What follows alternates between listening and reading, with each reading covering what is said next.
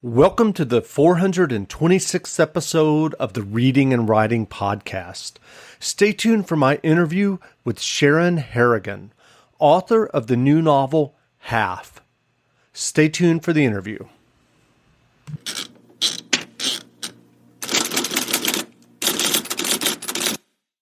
Welcome back to the Reading and Writing Podcast. My guest today is Sharon Harrigan, author of the new novel, Half. In 2017, Sharon's book, Playing with Dynamite, a memoir, was published. Sharon, welcome to the podcast. Thank you, Jeff. Happy to be here. Great. If someone listening hasn't heard about your novel, Half, yet, how would you describe the novel? Great question. So the most remarkable thing, the most unusual thing about it is that it's told in a first-person plural point of view, the we voice. The characters who narrate the story are two identical twins, Artis and Paula, and they speak as if they're one person. They speak as if they are thinking the same thoughts, doing the same things, always together. We never see them apart for the first 2/3 of the book. And then in part 3, this is not too much of a spoiler, the voice is cut in half. That's where the title comes from. And something terrible happens. They discover a family secret. They both have divergent views about something, about their father and their culpability for his death and what he did to them when they were children. And that breaks them, that disagreement is so stark that it breaks them in half. And then the rest of the story is them trying to find their way back to each other. And that might sound technical, I'm talking about point of view and things like that. But my goal is for all that stuff in the background, all that stuff about how the story is made to disappear.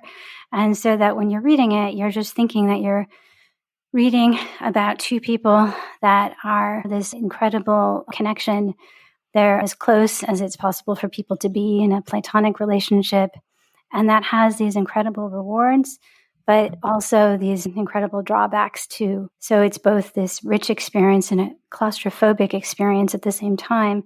And by giving this extreme version of a relationship, I'm hoping to show in sharp relief what all of our relationships are like, what it means to have human connection, and how beautiful and rewarding that can be, and how satisfying, and also how much, when we care about someone, we open ourselves up to pain. And I knew you would ask this question, what is your book about? So I was thinking, how could I say it in a different way? And I was thinking about life in the pandemic, and that I think we are all at home. School is now home, work is home, play is home. And the people in our pod, whether they're family or whoever, are we're very close. We really aren't able to have separate experiences anymore. And that's really a wonderful, beautiful, satisfying thing, but sometimes it can get to be claustrophobic. And then I have friends who live alone and who really are alone all the time with Zooming it with people for work. And I think we're living this experience of the beauty of intimacy and the claustrophobia of it sometimes as well, that I foretold. I didn't know it would happen when I was writing my novel. Do you remember the original idea or impetus that led you to write Half? Yes. So it's not autobiographical. I did that already with my memoir. But the seed, the beginning of it was something that happened in my life. In the beginning of chapter 1, the twins are 5 years old. And they're pretending that they're babies. And they have this little secret language that they speak to each other. And they say, I'm half, how old are you? I'm half too. At first we met, we'd been alive half a year, 6 months. But later half no longer stood for anything, half empty, half full. So it came from this idea, this memory that my brother and I, he's a year and a half older than me, we're not twins, that we used to pretend to be babies, and we used to say, I'm half. So yeah, the word half comes up a lot. It was a kind of problematic title, but I kept feeling like there were so many ways in which it was appropriate that I kept coming back to it. So it came from that and this idea that closeness, because my brother and I were very close, and it seemed normal back then, but now as I look back, it feels almost magical. Like my twins, we had some trauma in our childhood. In our case, my father died when I was 7 in a mysterious, bizarre accident. And it was something we couldn't really talk about with anybody. We couldn't really talk about it with each other, my brother and I, but we didn't have to. We just understood what each other was going through. And looking back, I think it was almost like reading our minds, reading our body language, just being together. That's powerful. So do you remember the first fiction that you ever wrote? The first fiction that I ever wrote, I started out as a writer, as a poet, and didn't really start writing fiction until much later. I did get my MFA in poetry in 2012, and I wrote a novel for that, which was a novel that taught me how to write a novel. So I guess maybe that was the first thing I wrote. It's about a coming-of-age story of a girl growing up in Detroit, where I grew up, and not being able to pass her driving test, like in Motor City, not being able to drive, which I did eventually actually learn to drive. So it's not really about me. So what did that first novel teach you? Oh, so many things. I think that I came from poetry thinking that what mattered was the beauty of the sentences. And I came out from my MFA and from writing that novel realizing that was only a very small part of it. And in fact, getting trapped by the idea that the sentences mattered so much got in the way. Can't see the forest for the trees. So I really had to learn about plot and how it's like a machine that you have to build. And you have to build this momentum, and you have to build a sense of consequences. Because this happened, then that happened. And then because that happened, then this happened. And setting up the whole architecture of it. I think in poems, there's architecture too. There's certainly a lot of really strict forms. But it's had to learn about forward momentum and suspense. And I think I was still learning how to do that when I was writing this novel, Half. Because in my first draft, it was a coming-age story, and each chapter was like a self-contained story. And then at the end, I had to go back and put in the architecture, make it a machine, and make it something that really gets readers to turn the pages. That was the hardest thing for me to do: the momentum, the suspense. And I was really thrilled when I got reviews. I think my first review was from Forward Reviews, and it said it's gripping and readers won't be able to turn the pages fast enough. And I thought, yes, because that was like the hardest thing for me to figure out. So yes, I did it.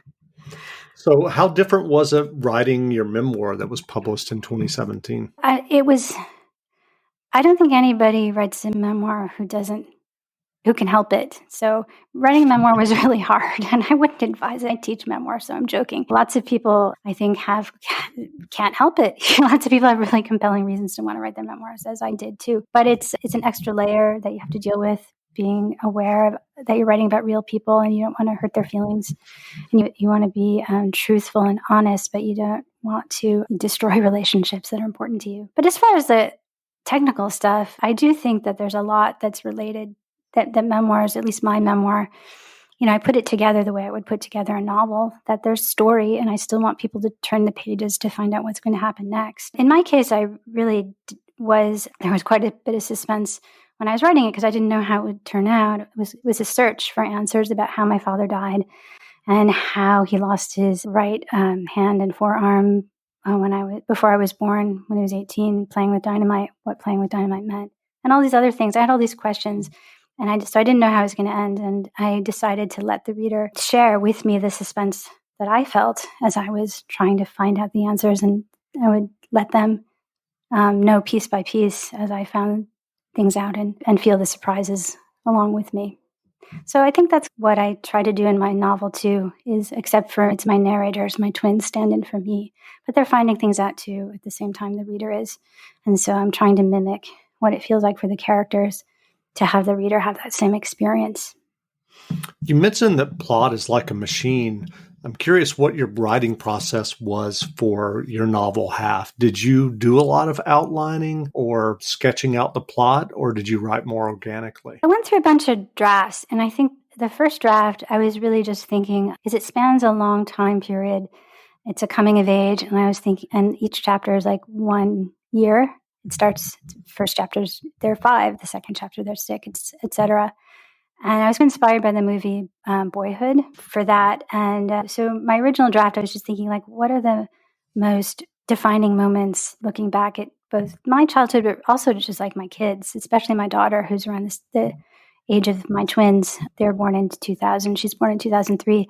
And so what does it mean to be 10? What does it mean to be 12? And then writing some scenes that would show that. So I did that first, and then I thought, no, my agent thought, it needs a backbone. It can't just be episodic. You need to have some questions at the beginning that the reader doesn't get answered until the end. And of course, and that the narrators don't get answered until the end. So I actually, after that, I superimposed a through line, which is that the girls come as adults, come back to Michigan for their father's funeral, and then they revisit their childhood. There's a reason they're looking back on their childhood. They want to find out who's culpable. Is it their fault? What happened? Is it their father's fault? Were they right to do what they did to him? And they're looking for clues. And so the coming of age is still there, but there's a through line, a frame from beginning to end. And I think that's what people mean when they say that they were turning the pages fast, that they really, like at the beginning, there were these questions that they really wanted to find the answers to. So they kept reading. Did I answer your question? Yeah. You mentioned your MFA. I was curious what your MFA experience was like. I had a fantastic MFA experience. I was skeptical because I did a low residency MFA, and I was skeptical about how that would work. Because I already had a family and a husband with a job, academic job, he couldn't move, and kids were in school. I knew I couldn't do a traditional program, so I only applied to low residency ones, and I knew someone already who was in the Pacific University low residency program in Oregon, and she loved it. So that's where I went, and it just exceeded all my expectations. I just wished that I had done it sooner because I learned so much. I learned so much through reading. I was also skeptical of that. They wanted us to read 20 books a semester and do what they call commentaries, analyzing for craft of 12 of them. So there's a lot of reading and a lot of analyzing of reading. And I thought, I just want to learn how to write, not to read. But I was wrong. You have to learn how to read really carefully and closely before you can learn how to write. And then I just had some fantastic advisors, Pam Houston, Benjamin Percy, Jack Driscoll, Bonnie Jo Campbell, I worked with a little bit too. So it was great. I know a lot of people who've been to MFA programs, and some think that they were really good and some don't. Kind of controversial topic.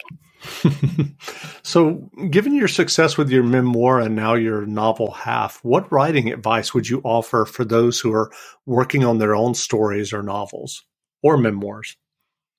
There's a lot of advice that I give to my students all the time. Let's see, from Ben Percy, one thing that I am always thinking of is get into the scene as late as you can, get out of the scene as early as you can. And he really advised us to watch movies and TV shows because they do this it's very clear how they're just dropping us in and then cutting away. Welcome back to the quickest podcast ever, brought to you by Kohl's. Today's topic, Father's Day. Yep, just got 25% off some Champion t-shirts at Kohl's. My dad is all about staying active. Sounds terrific. Was that a dad joke? It felt fitting. Like the yard games I got from my husband. They were 50% off and I got Kohl's Cash. It's the best feeling, isn't it? What, the deals or the Kohl's Cash? Or getting it in less than an hour with free store pickup? Well, all the above. Select styles. Sale ends June 20th. Coupons do not apply to Champion. See store or Kohl's.com for details. If you have a family relying on your income, you need life insurance. But finding the best quote shouldn't take a lifetime. That's where Policy Genius comes in. In minutes, Policy Genius could save you 50% or more simply by comparing quotes from America's top insurers. Once you apply, the Policy Genius team handles all the paperwork and red tape. To save on life insurance and get protection for you and your family, head to policygenius.com today.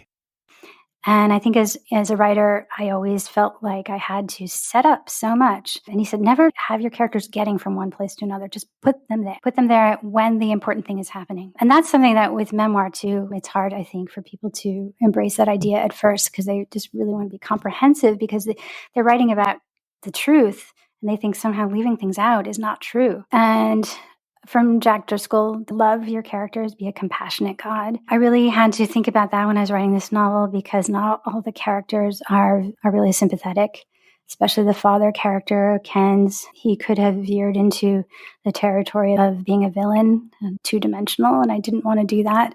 I wanted to make him human and to even when he did bad things, to treat him with love. And learning from Joan Didion said she learned how to write. She learned style from just copying other writers, like taking a notebook and copying. I think in her case it was Hemingway in longhand. So I used to do that. I would take an author whose voice I really loved, and sometimes before a writing session, just take out my notebook and write a page from the book and like just feel those rhythms in my hand and in my head. But I guess Who did you copy? I copied. So a book that really inspired me to write Half is We the Animals by Justin Torres. And so I copied that sometimes. And what is it called? The Buddha in the Attic by Juliet Suka. And then a bunch of poems like Seamus Heaney is one of my favorite for just sound. And Joan Didion, actually.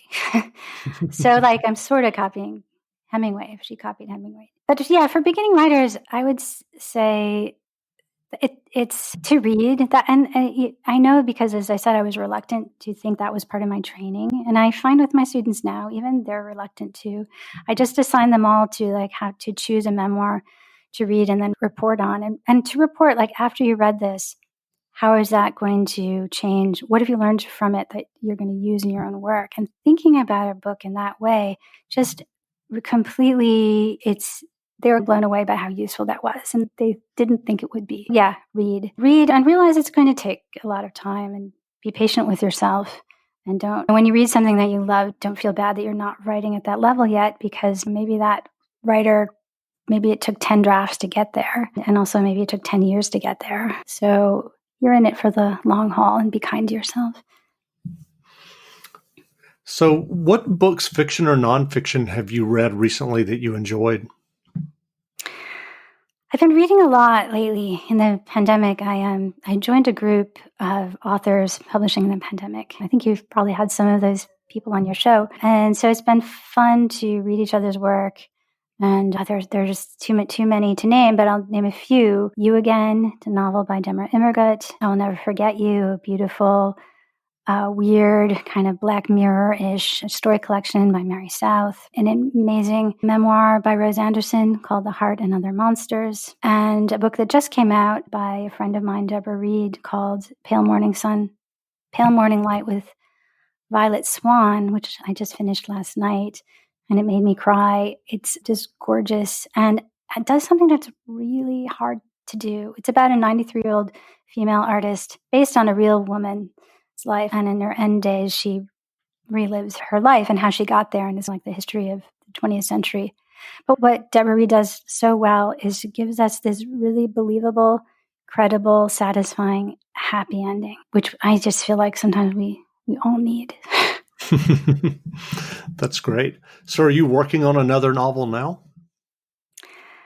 I am, yes. I have a novel on submission that my agent sent out on Monday, so I'm crossing my fingers about that. And then I have another one that's in the kind of beginning stages about a teenage boy and his relationship to birds. So that's what I'll say about it. Great. Where can people find you online if they want to learn more about you and your novel Half and your memoir? My website is SharonHarrigan.net. Great. Well, again, we've been speaking with Sharon Harrigan, author of the new novel Half. The novel is on sale now, so go buy a copy. And Sharon, thanks for doing this interview. Oh, thank you so much, Jeff. It's been great talking to you. Great. So yeah, so that went well. So if you could just leave your browser open. Now, stay tuned as Sharon Harrigan reads from her novel Half.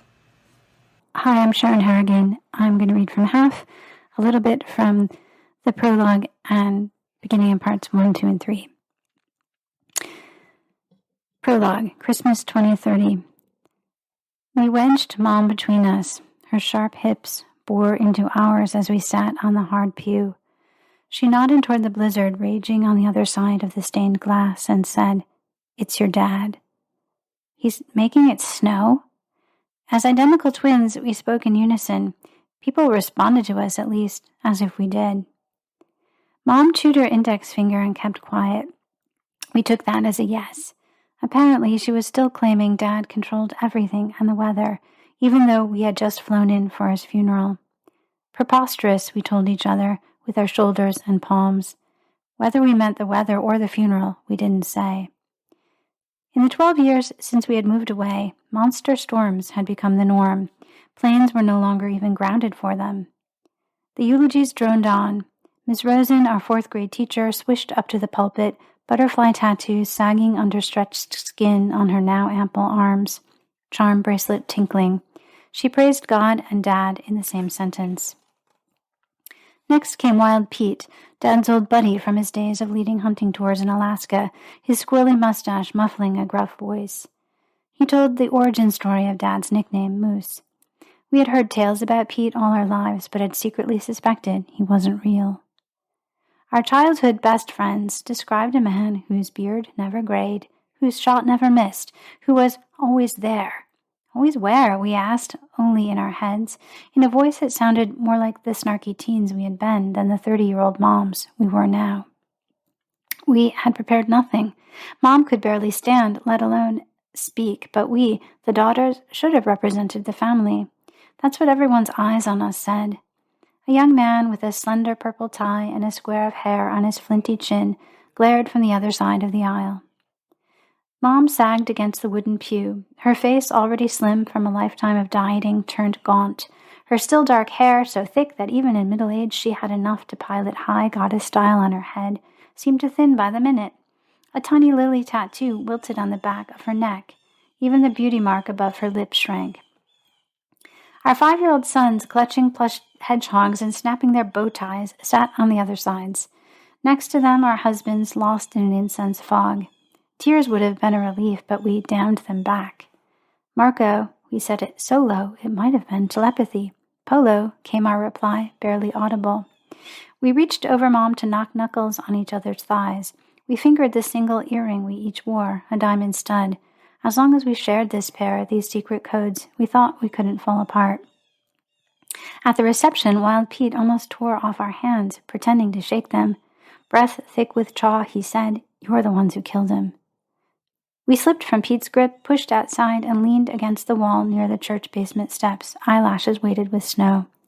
"We didn't," we said. Then we did. How could he say such a thing? You mean, how could he know? We had to hold each other's coats to keep from falling with the snow. Gusts swirled at our ankles, and snow hooped around our hips. We braced against the scratchy brick, gripping.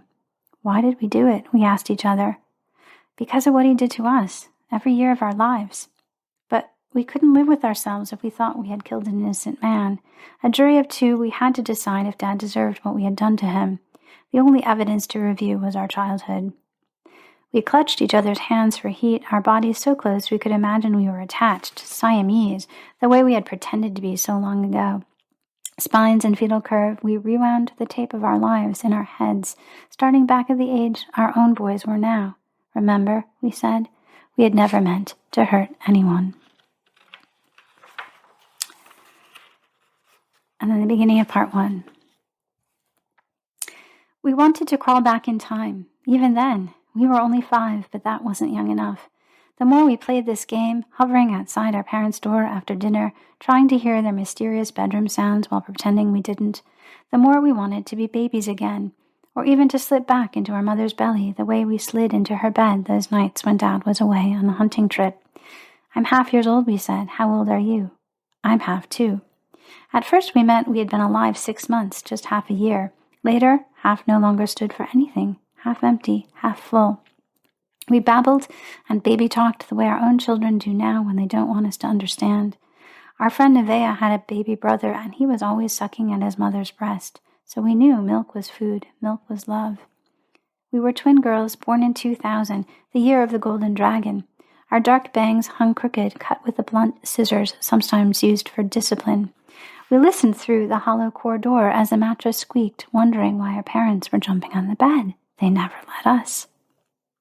We were locked out of the one private room in the house. We wanted to walk in on them now, the way we liked to sneak in on Mom when she tried to escape from us in the bath, slinky and slippery as a mermaid. But even if the door hadn't been locked, we wouldn't have dared, not with Dad in there. He was a lion escaped from the zoo. He could hunt us down and eat us in our sleep. He roared and all his subjects scattered. He was king. So they're 5 years old. I'm going to skip on to beginning of part 2 when they're 18 and they leave home for college. All freshmen at U of M had to share a dorm. Of course, We chose to room with each other. We became Wolverines, members of our hall, our class, our school, or tried to. We played icebreaker games at orientation, but opted out of 2 truths and a lie. We danced with a drink in each hand at frat parties, only to find at the end of our favorite song that our cups had spilled on our feet. We read about the lives of other freshmen on social media. We heard them complain in the cafeteria and watched them on the diag. And then I'm going to skip on to the beginning of the last part, when they're 30 years old and they come back home again because their fathers died. And it picks up where the prologue left off. It started with the call that came the same time every year, come home. We could almost hear Mom lean into the palm that held her cell, almost see her hand twisting a ringlet that had fallen from her bun, legs jiggling with enough nervous energy to light a window display. Please come home for Christmas. We wanted to make her happy, but we didn't want to see Dad. So we said, not this time, maybe next year. Our throats burned with the rawness of our lies. Mom told our sons that Michigan was a land of perpetual snow, so they begged us to take them there. She didn't admit that these snowstorms were monstrous. 10 years had passed since our meteorology professor said they would be. Not every place had warmed. In Michigan, the weather just became weirder. The state is even shaped like a giant mitten, Mom said. The boys spun around and around, littering the floor with shredded paper, shouting, "White Christmas!" Then we texted each other. Wish we could take the boys to Michigan. We could if Don was gone. The words were too terrible to say aloud or to tap out on our phones, but we couldn't stop the thought from creeping in that we wanted him out of the way, not hunting, not working, but gone for good. And I don't want to give too much away, so I'll end there. Thank you.